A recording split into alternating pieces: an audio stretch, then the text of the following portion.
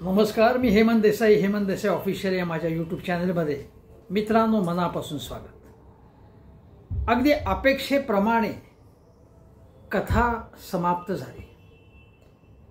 म्हणजे हिंदी चित्रपटामध्ये पुढे काय होणार आहे याचा अगोदर अनेकदा अंदाज येतो। अनेक वर्ष राजकारण म्हणजे जवळजवळ 50 वर्ष राजकारण मी जवळनं पाहतोय आणि त्यामुळे मला अंदाज आला होता की अजितदादांच्या मुलाच्या प्रकरणात, पार्थ पवारच्या प्रकरणात फारसं काही होणार नाही। अजितदादा यांनी उपमुख्यमंत्री अर्थमंत्री पदाचा राजीनामा द्यायला पाहिजे असं माझं मत होतं आणि आहे, तशी मागणी होती। पण अजितदादा तो देणार नाही असंही कदाचित मला आठवत नाही, मी काल म्हटलं असणारच। कारण स्थानिक स्वराज्य संस्थांच्या निवडणुका आहेत आणि त्यावेळी अजितदादांनी जर राजीनामा दिला तर सरकार पक्षाची म्हणजे महायुती सरकारचीच नव्हे तर तिन्ही पक्षांची चिथू होईल आणि लोक विचारतील की अशी माणसं तुमच्याकडे होती तर तुम्हाला कशासाठी, तुमच्या लोकांना का मतं देऊ आम्ही। त्यामुळे हाही विचार केला असणार। शिवाय भारतीय जनता पक्षाने म्हणजे देवेंद्र फडणवीसांनी 2028 पर्यंत कुबड्या फेकून देण्याची तयारी केलेली आहे। त्यामुळे तुम्ही बघा, हे सरकार प्रस्थापित झाल्यानंतर अजितदादांच्या पक्षांचे मंत्री असतील, आमदार असतील, त्यांची एक एक प्रकरणं पुढे येत आहेत। शिंदेंच्या आमदारांची, मंत्र्यांची एक एक प्रकरणं पुढे येत आहेत। पण भारतीय जनता पक्षाचे नेते मंत्री सगळे व्यवस्थित आहेत, सुरक्षित आहेत। म्हणजे ते अगदी नैतिकतेच्या रस्त्यावरून जवळ चालले आहेत असा आभास उत्पन्न होतोय। त्यांचं एकही प्रकरण पुढे आलं नाही। असो, हे झालं राजकारण। मी कालपासून असंच म्हणतो आहे की या तीन पक्षांमधल्या कुरघोड्यांचं राजकारण जे काही असेल ते असो। मी उदाहरणार्थ मुरलीधर मोहोळ प्रकरणावरून अजितदादा गटाने अप्रत्यक्षपणे मोहोळांना टार्गेट केलं। म्हणजे जैन बोर्डिंगच्या प्रकरणावरून मोहोळांची बदनामी झाली। क्रीडा संघटना ऑलिम्पिकच्या त्या असोसिएशनच्या निवडणुकीमध्ये मोहोळांना एक प्रकारे माघार घ्यावी लागली। म्हणजे अजितदादांची सरशी झाली आणि मोहोळ हे जर आगामी नेतृत्व असेल पुण्यामधलं, जे अजितदादा शहर येणार असेल तर त्यांची काही भानगडी काढा, त्यांच्या भानगडी जास्त ढोल बडवा त्याचे, असं झालंही असू शकेल। पण जैन बोर्डिंगचं प्रकरण गंभीर होतं। मुरलीधर मोहोळांनी राजीनामा द्यायला पाहिजे होता पण तो दिला गेला नाही। फारसा कोणी मागितला देखील नाही त्यांचा राजीनामा। काय झालं की गोखले बिल्डर्स, ज्याच्याशी मोहोळ यांचा संबंध होता, त्या गोखले बिल्डरला ती जैन बोर्डिंगची जमीन दिली जात होती अत्यंत करोडो रुपयांची। बोंबाबोंब झाली, मीडियामधनं आंदोलन झालं। रवींद्र धंगेकरांनी प्रकरण लावून धरल्यानंतर मग काय झालं की हा जो व्यवहारच रद्द करण्यात आला, थांबला। पण हा व्यवहार ज्यांनी केला होता म्हणजे जैन बोर्डिंगच्या त्या ट्रस्टी मंडळींपैकी काही जण, मुरलीधर मोहोळांसारखे लोक, गोखले बिल्डर जे कोणी असतील आणि बाकीचे सरकारी अधिकारी, त्यांच्यावर गुन्हे नोंदवले जाण्याची आवश्यकता होती। ते झालं का? काहीच झालं नाही। पडदा पडला, प्रकरण संपलं। म्हणजे जी प्रकरणं आता या क्षणी सुद्धा अनेक जमिनीचे गैरव्यवहार घडत असू शकतील, ते बाहेर आले नाहीत तर व्यवस्थित ती गैरव्यवहार सफळ संपूर्ण होतील, कोणाच्या काही लक्षातच येणार नाही। आणि जर बाहेर आला आणि त्याच्याशी राजकीय नेत्याचा संबंध असेल, एखाद्या किंवा महत्त्वाच्या माणसाचा संबंध असेल तर त्याच्यावरती तो व्यवहार रद्द करायचा आणि राजकीय नेता मोकळा, सुरक्षित, त्याचं मंत्रिपद, त्याचं सत्तापद सुरक्षित, त्याच्या मुलाचं सुरक्षित। असं आहे का? हेच सर्वसामान्य माणसाच्या बाबतीत घडलं असतं तर त्याला तुरुंगात जावं लागलं असतं। पत्राचाळचा कथित घोटाळा जो काय असेल, संजय राऊतांना तुम्ही तुरुंगात पाठवलं ना, काय झालं त्याच्यातनं काही सिद्ध झालं नाही त्यांच्या विरोधात, पण त्यांना तुरुंगात जावं लागलं। अनिल देशमुखांच्या विरुद्ध काही सिद्ध झालं नाही, त्यांना तुरुंगात जावं लागलं आणि त्यांचं मंत्रिपद गेलं। मग अजितदादा पवार यांना त्यांचा मुलगा ज्या प्रकरणाशी संबंध आहे, जे प्रकरण आता रद्द केलंय, ते काय प्रकरण होतं की पुण्यातली एक 40 एकर अतिशय प्राईम लँड मुख्य भागातली कोरेगाव पार्कसारखी 1800 कोटी रुपयांची ज्याचं मूल्य असण्याची शक्यता आहे ते 300 कोटी रुपयांना त्यांच्या कंपनीला मिळाले. आता या बाबतीत एका अधिकाऱ्याचं निलंबन झालं, आणखीन काही जणांवरती कारवाई होईल, अधिकारी स्तरावरती कारवाई होईल. पण पार्थ पवार यांची जी कंपनी होती अमेंडिया कंपनी काय, त्या कंपनीविरुद्ध FIR झाले नाही. जो एक पार्टनर दिग्विजय का कोण आहे, जो पार्थचा पार्टनर आहे, त्याच्यावरती काहीतरी केस केली आहे. पण जो 99% मालक आहे या कंपनीचा पार्थ पवार, त्याच्यावर काही कारवाई, त्याचं नावही नाही त्याच्यात. आता प्रश्न असा आहे की हा जो पार्थ पवार आहे त्याचं मी तुम्हाला त्याची थोडीशी कुंडलीच मांडतो. आता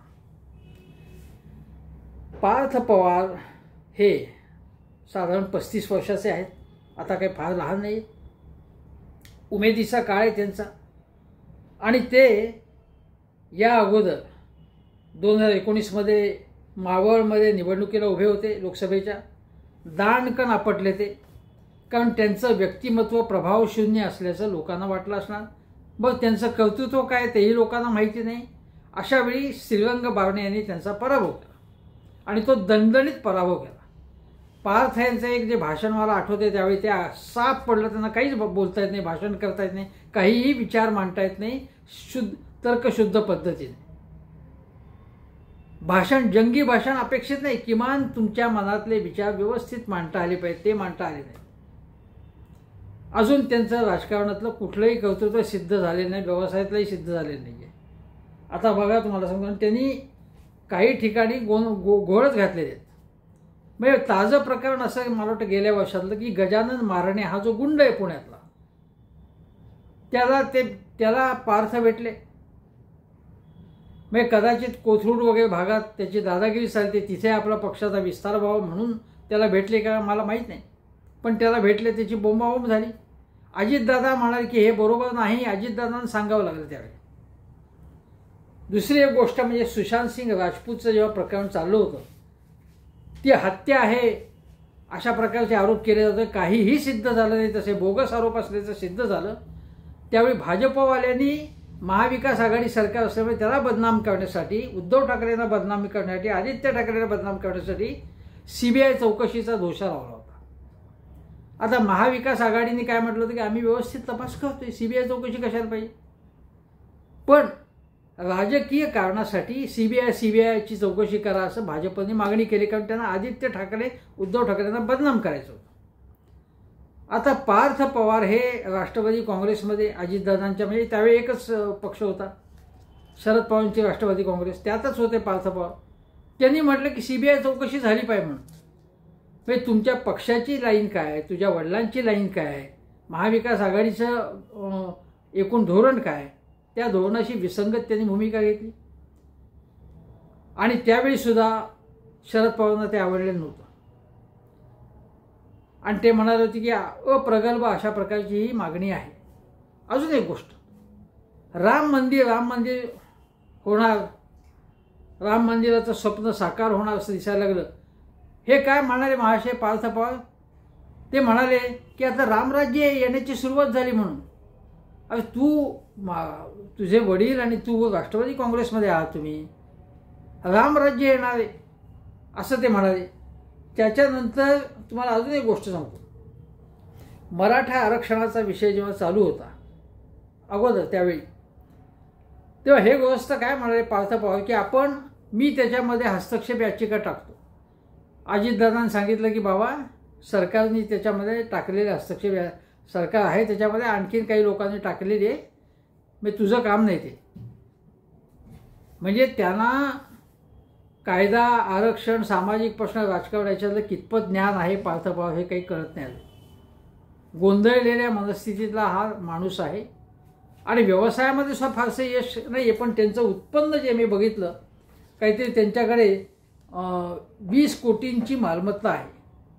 20 कोटी रुपयांची मालमत्ता कुठून आली, त्यांचे काय व्यवसाय आहेत मला माहीत नाही, ते आता शोध घ्यायला लागेल. तो प्रश्न आत्ता महत्त्वाचा नाही. पण आज अजितदादा पवार यांनी बघा, काल काय होतं, काल ते मीडियाला तोंड द्यायलाच तयार नव्हते. नंतर ते मीडियाचा एक माईक आहे तो असा ढकलून दिला त्यांनी. मग दुपारी काहीतरी सकाळी दुपारी ते म्हणाले की मी बोलणार आहे संध्याकाळी. त्याच्या अगोदर जे महिला क्रिकेटपटूंबरोबर एक समारंभ होता वर्षावरती, तिथे गेले होते. त्यानंतर ते आणि तटकरे देवेंद्र फडणवीसांना भेटायला गेले आणि त्यानंतर हे मीडियाला समोर गेले. देवेंद्र फडणवीसांनी त्यांना जो काही सल्ला द्यायचा असेल तो दिला असेल. पण अजितदादा असं म्हणाले की या व्यवहाराची मला काहीच माहिती नव्हती म्हणून. आज दुपारी सुद्धा ज्या झी 24 तासने हे प्रकरण उघडकीस आणलं, त्या झी 24 तासच्या महिला वार्ताहराला मनश्री पाठक मला वाटतं, त्यांच्याशी बोलताना अजितदादा म्हणाले की मला याची कल्पनाच नव्हती म्हणून. काल काय म्हणाले ते काल असं म्हणाले होते की मला काहीतरी कुणकुण लागली होती, असं काही आहे, आणि मी सांगितलं की असं काही वेडेवाकडं काही करू नका, ते चालणार नाही म्हणून. आज म्हणाले की नाही मला कल्पनाच नव्हती म्हणाले. म्हणजे काल जे बोलले त्याच्या विरोधात आज बोलले. दुसरं असं ते म्हणाले की हा व्यवहारच रद्द झालेला आहे. आता हा व्यवहार काय होता की जी सरकारची जमीन होती, जी सरकारची जमीन ती परस्पर विकण्यात आली आणि त्याच्यामध्ये कोण तेजस्वी तेजवानी म्हणून आहे माणूस, आणि जो सरकार आता सरकारच्या मार्फत जे तहसील कार्यालय असेल किंवा उपनिबंधक म्हणतात त्या अधिकाऱ्यांनी त्याला परवानगी दिली. जमीन सरकारची, त्याच्या विक्रीची परवानगी दिली, दुसराच कोणी घेतोय. तर अजितदादा म्हणाले की 1 रुपयाचाही व्यवहार झाला नाही. मग हा व्यवहार झाला कसा? खरेदी विक्री तर झाली आहे, ती कशी झाली? तुम्ही गुन्हे नोंदवले आहेत, जर व्यवहारच झाले नसेल तर गुन्हे कशाबद्दल नोंदवलेत अधिकाऱ्यांवरती? हा प्रश्न आहे ना. आणि एवढी मोठी सरकारी जमीन, 40 एकर पुण्यातली जमीन, ही कशी काय मिळाली तिसऱ्याच माणसाला? आणि पार्थ पवारचा त्याच्याशी डायरेक्ट संबंध दिसतोय, आणि तुम्ही म्हणताय की मला माहिती नाही त्याची म्हणून. अरे नैतिकता म्हणून काही गोष्ट आहे की नाही? तुमचा मुलगा आहे, तुमच्या मुलाला काही बाबतीत तुम्ही कानपिचक्या दिले की चुकीचे स्टेटमेंट्स केली, चुकीचं काहीतरी तो बोलला म्हणून. पण तुमच्या मुलाची कंपनी काय आहे, तुमचा मुलगा काय करतो, तुम्ही जगाला सांगता की आपली मुलं काय करतात, कुठे जातात, ही माहिती पाहिजे तुम्हाला म्हणून. आणि तुमचा मुलगा काय करतो, कुठले व्यवहार करतो ते तुम्हाला माहीत नाही. तुम्ही म्हटलं की मुलगा सज्ञान झाल्यावरती आपण काही त्याच्याकडे लक्ष देत नाही. सज्ञान झाला मुलगा तरीसुद्धा, आणि जो राजकारणात सुद्धा आहे, निवडणूक लढवली ज्यांनी, आणि तुमच्या आशीर्वादाच्या बळावरतीच त्याचे काय जे व्यवसाय चालू असतील ते असतील ना. तुम्ही पुण्याचे पालकमंत्री आहात, तुम्ही उपमुख्यमंत्री आहात, तुम्ही अर्थमंत्री आहात, स्टॅम्प ड्युटी असेल, महसूल, हे सगळं तुमच्या आदेशानुसार अनेक गोष्टी व्यवहार चालतात, हे त्याला माहिती आहे. आणि म्हणूनच त्याच बळावरती त्यांनी हा व्यवहार केला असणार. तुम्ही म्हणताय की मी सांगितलेलं आहे, आणि आजही सांगतो अधिकाऱ्याने की माझं नाव सांगून कोणी काय करेल तर तुम्ही ते नियमांच्या चौकटीतच करा, हे तुम्ही आज सांगताय. आणि मग हा तुम्ही जर अगोदर सांगितलं असतं तर हा व्यवहार कसा काय झाला असता? म्हणजे शासकीय अधिकाऱ्यांनी त्याला मान्यता कशी दिली? तुम्ही जर नसता तर सरकारची जमीन मला सांगा, परस्पर कोणी ढापू शकेल? मला ढापायची, समजा 50 एकर सरकारची जमीन लाटायची, मी लाटू शकेल? नाही लाटू शकणार मी. तुमचं छत्र असल्यामुळेच हे झालेलं आहे. आणि तुम्ही जेव्हा सांगता असं आणि तुम्ही काय म्हणता की याच्यात 1 पैशाचा व्यवहार झाला नाही, याचा अर्थच आता तुम्ही एक कमिटी नेमलेली आहे. पण जेव्हा उपमुख्यमंत्री आणि राज्याचा अर्थमंत्री सांगतो की 1 पैशाचाही व्यवहार झालेला नाही आहे, हा व्यवहार रद्द झालेला आहे, याचा अर्थ ही समिती जी असेल त्या समितीला काही अर्थच नाही उरलेला आता. मग त्या समितीला तुम्ही एक प्रकारे मेसेज दिलेला आहे की काही चूक काढू नका, आमच्या मुलाचं जे काही झालं ते झालं, आता झालं गेलं गंगेला मिळालं, माझ्या मुलाला क्लीन चिट द्या, असंच एक प्रकारे सुचवत आहे तुम्ही. तुम्ही म्हणते की काहीच 1 पैशाचा व्यवहार झाले नाही, रद्द झालेले सगळं म्हणून. आणि तुम्ही म्हणताय की मला काहीच माहीत नाही, पण त्याच वेळी तुम्ही असंही बोललात अजितदादा की मी त्याच्याशी काही म्हणजे मुलाशी बोललो, मग असं तुम्ही म्हणाला काही ते त्या मुलाशी बोललो आणि मग त्यांनी सांगितलं काय ते खुलासा केला तुमच्याजवळ. हां, तो त्यांनी सांगितलं अजितदादांनी की 2005-06ला काहींनी व्यवहार केला होता, पण पार्थ आणि दिग्विजयला याची माहिती नव्हती असं तुम्ही म्हणालात. याचा अर्थ तुम्ही आणि तुम्ही सांगितलं की मुलाशी बोललो मी. आत्ता आधी काय म्हणाल की मला काहीच माहिती नाही, पण मग माहिती घेतली तुम्ही आता. मग ही माहिती आत्ता तुम्ही घेताय ती आधी का नव्हती घेतली? तुम्ही पुण्याचे पालकमंत्री, शासनाची जमीन इतक्या मोठ्या प्रमाणावरती लाटली जाते, तुमचा मुलगा समजा मुलाची कंपनी ढापतीये ती, आणि तुम्हाला पत्ताच नाही. म्हणजे पालकमंत्री म्हणून तुम्ही अपात्र आहात त्या पदावर राहायला. हा प्रश्न आहे ना. मी असे अनेक प्रश्न तिथे उपस्थित करावे लागतील. आता तुम्ही काय करणार आहात? तुम्ही काय सांगताय हां की बाबासाहेबांचं संविधान वगैरे सुद्धा आज काय अजितदादा बोलत होते, बाबासाहेबांचं संविधान जाऊ देत म्हणजे बाबासाहेबांचं संविधान महत्त्वाचं आहे. संविधान तुडवत आहे एक प्रकारे तुम्ही. संविधानामध्ये तुम्ही एक तर महार वतनाची जमिनीचा संबंध आहे. याच्यामध्ये संविधानाने समान न्यायाची भूमिका घेतली की सामाजिक न्यायाची भूमिका घेतली आहे. बाबासाहेबांचं नाव घ्यायची पात्रता आहे का तुमची? हे सगळे तुम्ही काय व्यवहार करताय? म्हणजे असं आहे की तुम्हाला सांगतो की एकूण राजकारणात अनेक जण चोऱ्या आणि दरोडे टाकतात आणि नावं घ्यायची गांधी, नेहरू, बाबासाहेब आंबेडकर, शिव, शाहू, फुले, आंबेडकर आणि करायचे व्यवहार असले. हे लोक मूर्ख आहेत का की तुम्ही दिवसाढवळ्या दरोडे टाकताय, लोकांच्या जमिनी लाटताय? पुण्यासारख्या ठिकाणी टेकड्या साफ झालेल्या आहेत. अनेक व्यवहार झालेत आत्तापर्यंत. पिंपरी चिंचवडमध्ये कित्येक भूखंडाचे गैरव्यवहार झालेले. काय सांगताय तुम्ही? तुम्हाला माहिती नाही अजितदादा तुमच्या आणि तुमच्या जवळपासच्या लोकांनी काय केलं आत्तापर्यंत? आता दीपक मानकर हे पुण्यामधले तुमच्या पक्षाचे मुख्य शहराध्यक्ष होते, अजूनही असतील. त्यांच्यावरती कित्येक आरोप होते. ही अशी माणसं तुमच्या आसपास आहेत. तुम्ही काय सांगताय? न्यायाच्या गोष्टी सांगताय, लोकशाहीच्या, बाबासाहेब आंबेडकर वगैरे हे यांची नावं घेण्याची तुमची कुठल्याही प्रकारची पात्रता नाही आहे. आता गोष्ट अशी आहे, ज्या महत्त्वाच्या गोष्टी सांगायच्या आहेत ते असं की आता एक समिती नेमलेली आहे असं तेच म्हणाले. दादा काय म्हणाले की मी हे सगळं प्रकरण बाहेर आल्यानंतर मी फडणवीसांना सांगितलं की मला याची काही माहिती नाही आहे आणि मी सांगितलं जे काय करायचं ते तुम्ही योग्य असेल ते करा, तुम्हाला जे काही वाटेल ते करा. म्हणजे जणू काही मी निपक्षपाती आहे. माझा मुलगा असला तरी काही नाही, तुम्ही काय चौकशी करायची ते करा. आता लोक इतके मूर्ख राहिले नाहीत, भाबडे राहिले नाही आहेत. एरवी दुसरा कुठचा काही गोष्ट असती तर त्याला ताबडतोब बेड्या पडल्या असत्या.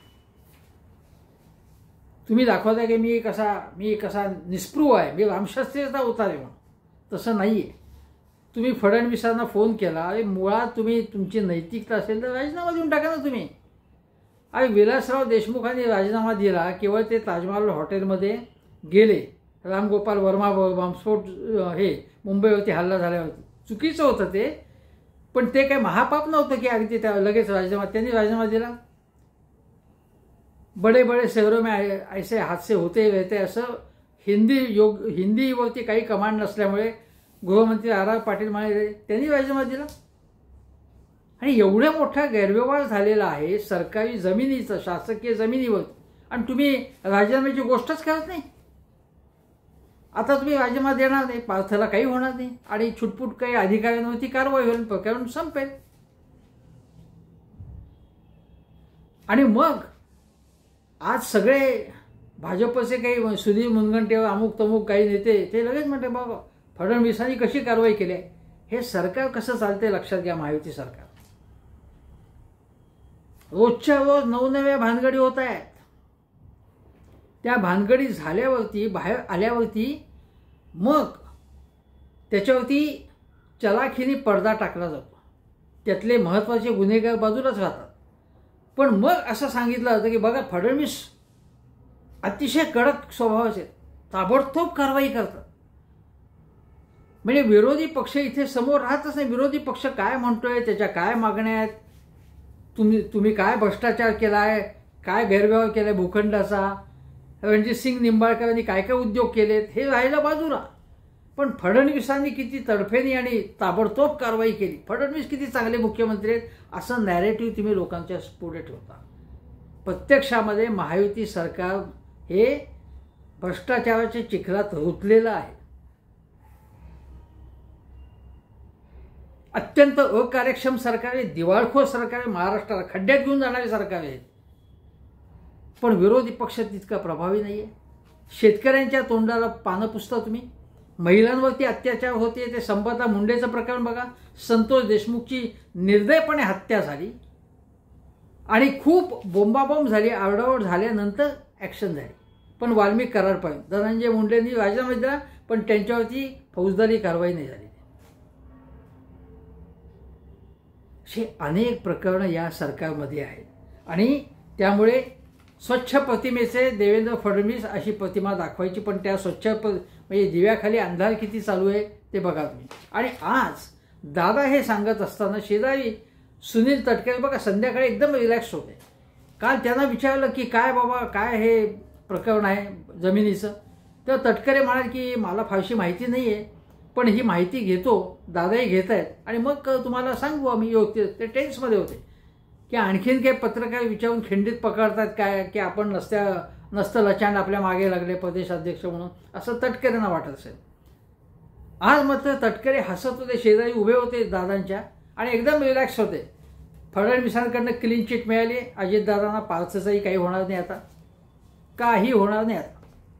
आणि उलट अजितदादा म्हणतात की मी सांगितले सगळ्या अधिकाऱ्याने की कोणी माझ्या जवळचं आलं आणि असे काही चुकीचं असेल तर सहन करता कामा नये.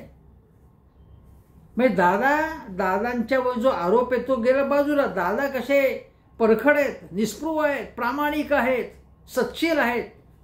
पार्थ पवार तर इतका भोळा सांब आहे की काही विचारता सोय नाही, असं प्रतिमा समोर ठेवत आहे.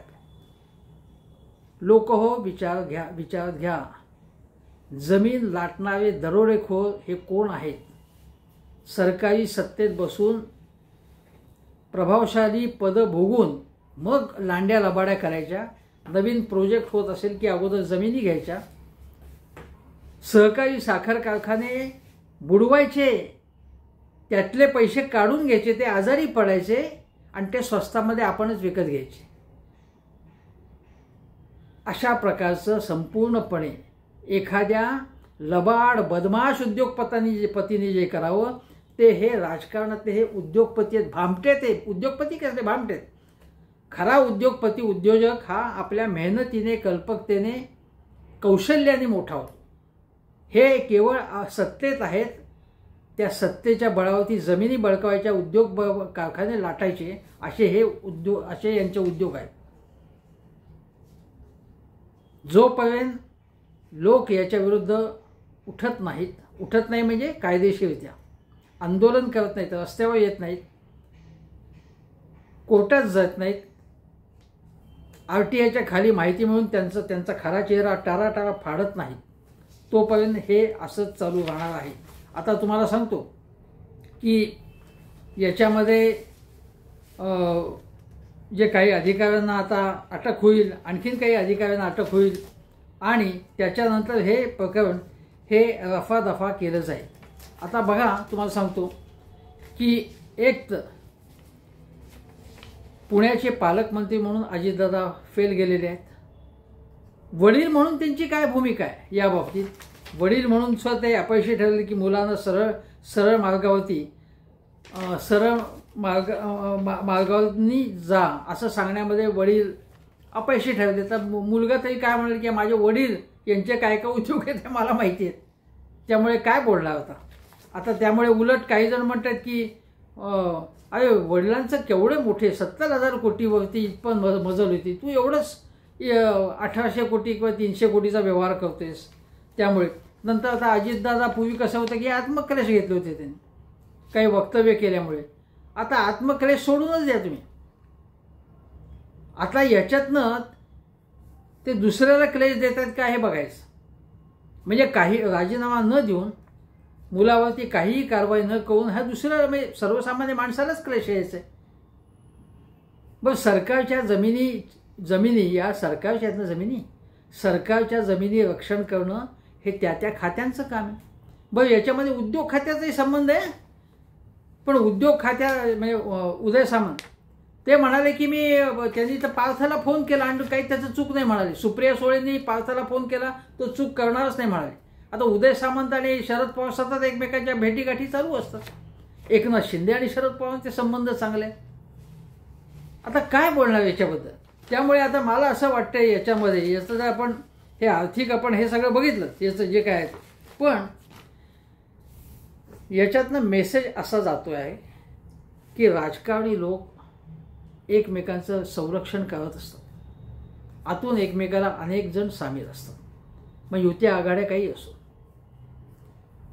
आता जर या प्रकरणामध्ये अजितदादा आणि पार्थला सगळ्यांनी मिळून वाचवलं तर उद्या समजा उदय सामंतांचं किंवा XYZ एकनाथ शिंदेचे काही भानगडी बाहेर काढल्या तर हे अजितदादाचे लोक त्यांना वाचवतील.